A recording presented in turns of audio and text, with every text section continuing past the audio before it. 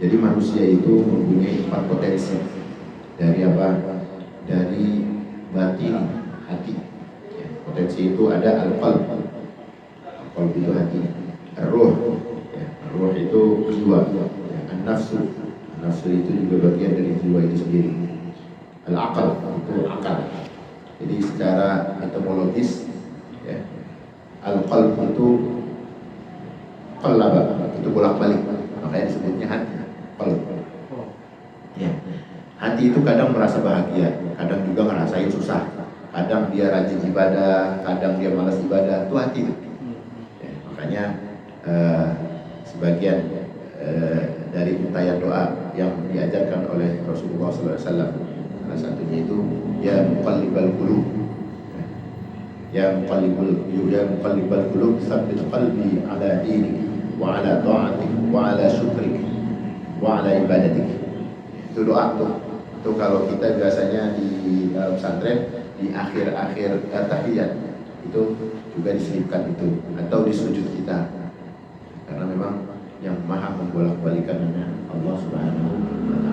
Itu artinya wahai Tuhan yang membolak-balikan hati, tetapkan, mantapkan hatiku dalam menjalankan agama, dalam menjalankan bersyukur, dan menjalankan ketaatan kepadamu, dan juga ibadah kepadamu. Ini kalau kita mau nyatet, ya bagusnya kita apalin pelan-pelan. Ya muqallibal qulub tsabbit qalbi ala dinik, tsabbit qalbi ala mahabbatik, tsabbit qalbi ala ta'atik, tsabbit qalbi ala syukrik. Nah, itu kita minta ditetapkan supaya kita gampang bersyukur. Ya Allah, tetepin hati ini biar gampang syukur, tetepin hati ini biar gampang ibadah, biar gampang maafin orang. Kita berdoa tuh gimana supaya hati kita bisa jejak. Kalau dari hati sudah masuk ke penjaminnya itu Allah Subhanahu wa ta'ala yang memahami bolak-balikan, insya Allah. Karena kita selalu minta penjagaan, sama syukur kita gak lupa. Karena kita minta ya Allah yang memahami bolak-balikan hati, tetapkan aku selalu cinta kepada syukur, selalu ingin bersyukur kepadamu. Karena dengan syukur itu sendiri kita sering melupakan. Nah, makanya dituntut untuk syukur, karena dengan syukur itu Allah menjadikan kesempatan itu nikmat di atas nikmat. Karena syukur, kalau kita punya apa-apa, kalau emang dibarengi dengan syukur, apa aja nikmat. Syukur, alhamdulillah, dan hari ini baru minum air doang, walaupun makan kagak, masih bisa nenggak air. Karena syukur. Ya, di rumah kagak ada apa-apa, kenapa? Sirup, mau kenyang, tambahin kayak apaan tuh, tepung. Ada tepung, bukan mulit nih. Akhirnya nikmat kita. Diaduk aja, kompor kagak, air hangat kagak, listrik kagak. Ya mau nyalain ini udah, waduh pasti nyedot listrik nih, kagak ada duit kan. Ya udah ada tepung aja, aduk apa aja. Nikmat akhirnya, karena dengan apa? Syukur. Apa-apa kalau dengan syukur udah, insya Allah nikmat. Apalagi yang disyukuri itu adalah kenikmatan itu sendiri. Gitu. Misalnya masih bisa kita merasakan nikmat makan ini, makan itu, makan yang manis, makan yang legit, makan yang enak. Masih dikasih rasa itu aja udah satu nikmat. Ada orang nggak bisa punya duit, punya harta, punya kemampuan beli hal-hal yang enak, rasanya hilang. Ada punya penyakit itu apa namanya di sini di medis. Dia nggak bisa ngerasain asam, yang dia bisa rasain pahit doang sama asin. Apaan nikmatnya makanan? Dia punya anta jadinya. Ada juga yang kehilangan rasa manis. Jadinya malah dia terlalu banyak digulain. Dia kalau nggak gula banget rasanya kurang manis. Coba ada orang yang dikasih manis dikit aja, ganti. Itu manisan bagi apa? Semua ada unsur negatif dan positifnya. Kalau kelebihan itu manis jadi negatif. Kalau kekurangan juga bisa negatif juga. Nah, badan kita perlu pembakaran karena gula itu, zat gula itu dibutuhkan oleh tubuh untuk bahan bakarnya. Bakar tenaga itu butuh gula. Tapi kebanyakan gula juga bahaya. Ya pabrik kalau dimasukin minyak terus gimana? Padahal minyak butuh air, ya kan? Butuh benda yang dibakar, butuh apa-apa produksi yang pengen disedot ke badan. Itu kan badan kita kan bagaikan pabrik. Nah ini, yang kedua adalah bagaimana kita caranya mengelola batin, yang mana agar batin itu bisa relevan dengan kemauan Allah Ta'ala, yang mana bukan itu juga bukan hal yang mudah, harus ada kesungguhan, harus ada kemauan, ya, keseriusan. Itu yang diperlukan dari kita kepada Allah, minta pertolongan supaya yang namanya hati itu bisa dikelola. Gitu. Kita minta tuntunan dari Allah. Kenapa? Karena memang batin itu, hati itu tempatnya kesucian iman. Batin itu memang tempat. Makanya jangan sampai kita itu ternodai. Kita dijadikan di sini juga tempatnya batin juga, tempatnya ketenangan dan kedamaian. Di situ disebutkan al-qalbu sakinah. Namun hati yang membatu juga, itu juga kacau kalau sifat sakinah itu gak ada, akhirnya sifatnya membatu. Yang penuh, kalau udah membatu itu yang ada apa? Kegelisahan, kegalauan. Jadi, ya kalau orang udah sampai arahnya ke kegelisahan, ya, udah kegalauan, itu hati-hati, itu alamat ada hal-hal yang ada potensi membatu yang kita punya hati. Nah, kalau kita melihat ulama-ulama kita, habib-habaib kita, kalau diceritain tentang beban dia, beban orang, santai gitu. Cuma jangan sekali-kali bicara tentang agama, beban agama, itu yang menjadi giroh langsung bangkit. Marahnya karena agama, marahnya karena kecintaan sama negara, marahnya karena gejolak iman itu sendiri. Ya, misalnya ada asma Allah dinodai, Al-Quran dinodai, Nabi kita dinodai, dinistai, itu ada gejolak marah. Nah, itu marah yang karena Allah Ta'ala. Ya, makanya tempatnya hati itu adalah as-sakinah, tempat yang dikatakan patuh, tempatnya kedamaian, itu adalah hati. Di dalam surat Al-Fatih ayat keempat, ya, Allah berfirman, "Wallazi anzala as-sakinata fi qulubil mu'minina liyazdadu imanan ma'a imanihim walillahi junudus samawati wal ardh wa kana Allahu aliman hakima."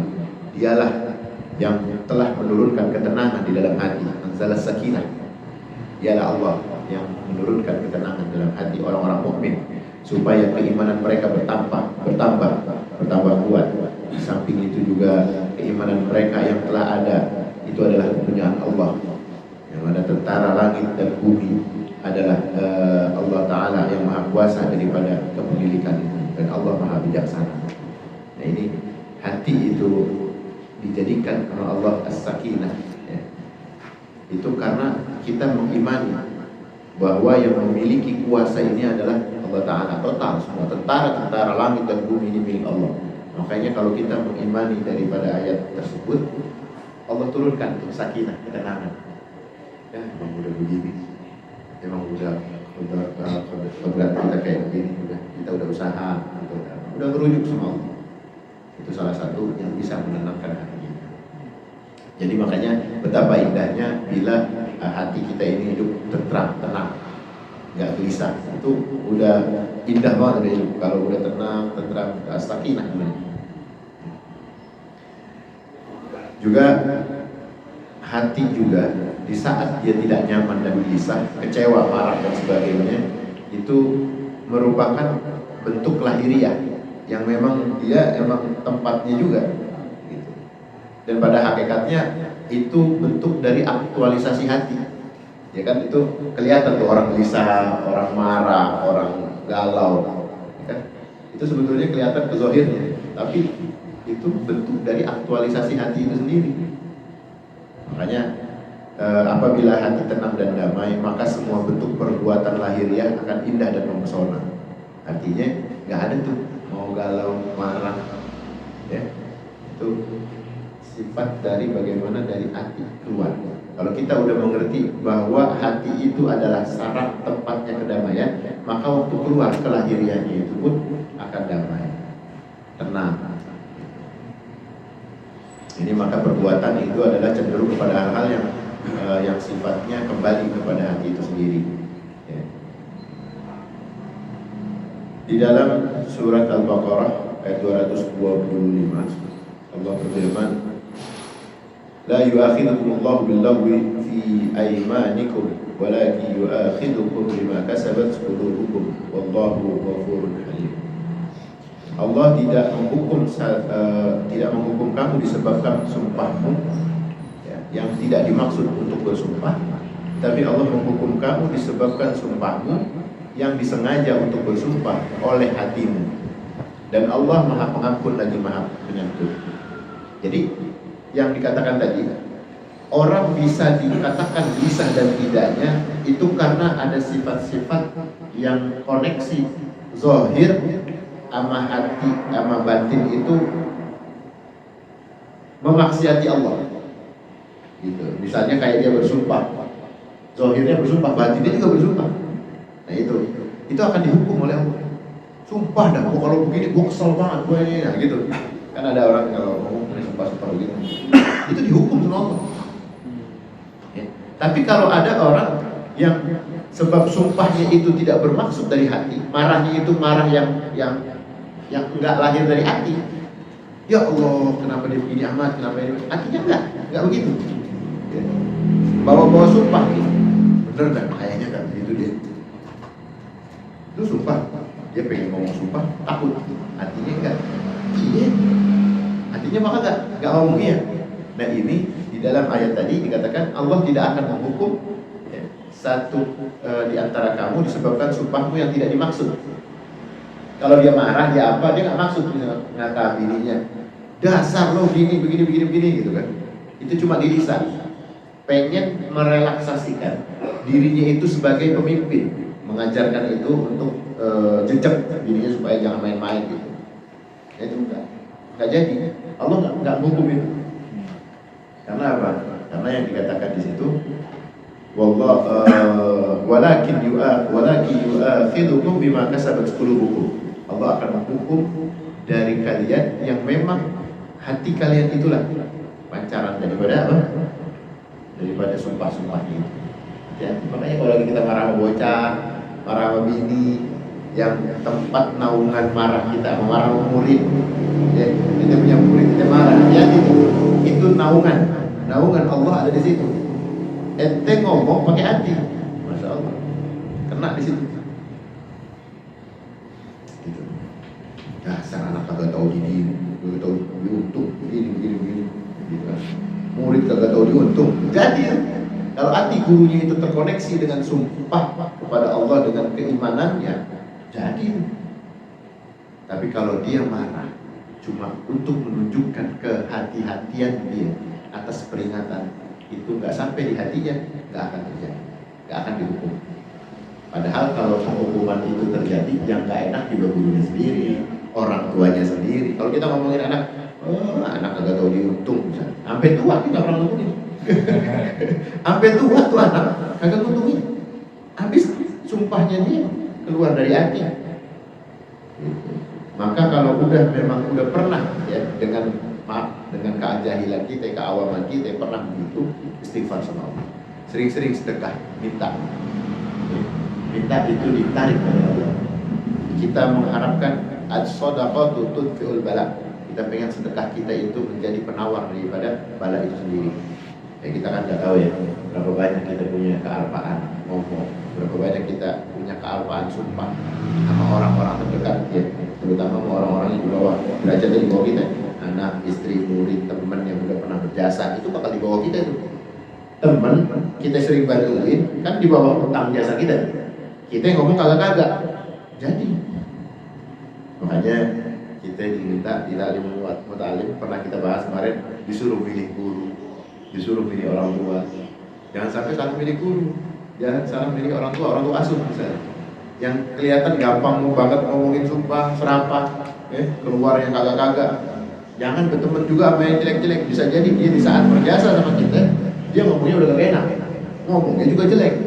Jadi karena di setiap jasa kebaikan itu ada nilai-nilai istijabah, ada nilai-nilai ketakabulan doa itu, terkabulnya doa. Jadi orang kalau lagi kita nggak tahu orang yang bantuin kita itu niatnya karena Allah. Tahu-tahu pas momen dia nggak enak, dia nyebutin yang kagak-kagak. Pengen tahu lu pakai barang gua, nggak pakai izin, mampus lu, mampus nih. Kita kagak nyangka itu kayak begitu. Ya mampus, Kita kebingungan, nah barang gua ngikut. Iya, maksudnya motornya dipakai misalnya, barangnya dipakai tanpa izin. Tuh orang lagi jatuh jasa sama kita, dia di bawah derajat kita. Dia pengen memaksiati kita. Kitanya ngucap yang kagak-kagak. Jadi, waktu jadi kita juga yang kebingungan, barang kita yang hilang. Waktu jadi barang kita. Lah, la ilaha illallah. Nah itu hukuman yang Allah tadi tekankan. Jangan sampai, dan Allah tidak akan menghukum seorang di antara kamu kalau memang yang perkataan kamu tidak dari hati. Maka gambaran pancaran hati itu penting. Kita kan lagi pembahasan hati, perspektif Al-Quran. Ini yang kita kudu jaga, hati. Kalau membahas hati itu di dalam Ihya Ulumuddin waktu panjang. Ini luar biasa. Jadi insya Allah kalau kita ada kesempatan nanti, kita akan melalui majelis ini dengan Ihya Ulumuddin insya Allah. Amin ya Rabbal Alamin. Mudah-mudahan kita panjang umur, sehat, kita istiqomah, kita bisa menjalani hidup kita dengan selalu niat bertaklim, maka Allah akan panjangkan umur kita. Allah berkahi waktu kita, Allah sehatkan badan kita sampai sering kita menjalani taklim kita dengan keadaan khidmah manfaat. Amin ya Rabbal Alamin.